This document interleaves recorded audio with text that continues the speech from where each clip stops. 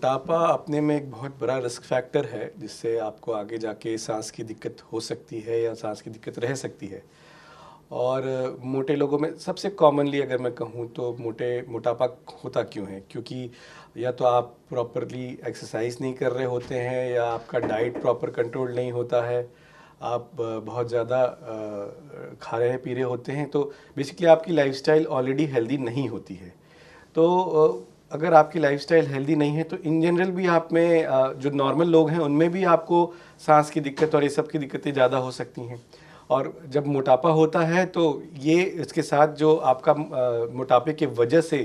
जो सारी दिक्कतें होती हैं कि आपका शरीर भारी रहता है, आपको कोई भी काम करने में नॉर्मल लोगों से ज़्यादा मेहनत पड़ती है, तो ये एक एक्स्ट्रा फैक्टर इंक्लूड हो जाता है जो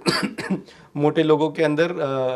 सांस की दिक्कत को बढ़ाता है। साथ ही साथ मोटापे में ये भी होता है कि आपका जो सिस्टम का मैकेनिक्स है, रेस्पिरेटरी मैकेनिक्स है, जो सांस लेने की प्रक्रिया है, तंत्र है, उस पर भी बहुत ज़्यादा इफ़ेक्ट पड़ता है।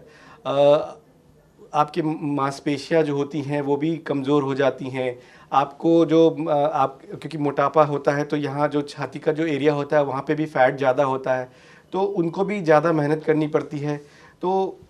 वो भी एक कारण हो जाता है जिसके कारण आपको सांस की दिक्कतें होती हैं। अगर हम मोटे लोगों का यूजुअली अगर पल्मोनरी फंक्शन टेस्ट करते हैं तो जब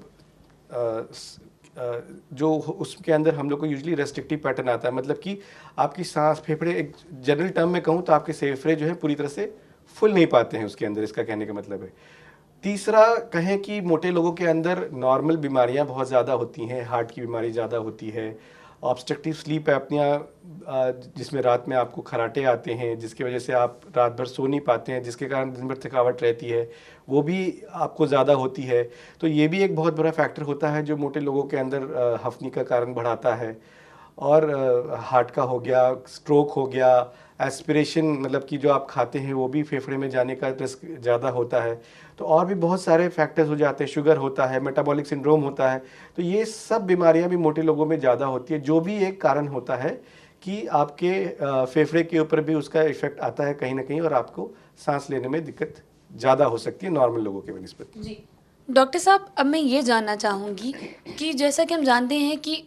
ओबेसिटी के जो भी लोग मरीज़ हो जाते हैं, ओबेसिटी की समस्या जिन लोगों को भी है, उन्हें बाकी काम करने में भी थोड़ी तकलीफ़ आती है। ऐसे में वो ये कब समझे कि उनके जो हफ्नी है वो किसी बीमारी का इशारा बन गई है? देखिए, सबसे पहले तो कि नॉर्मल एक्टिविटी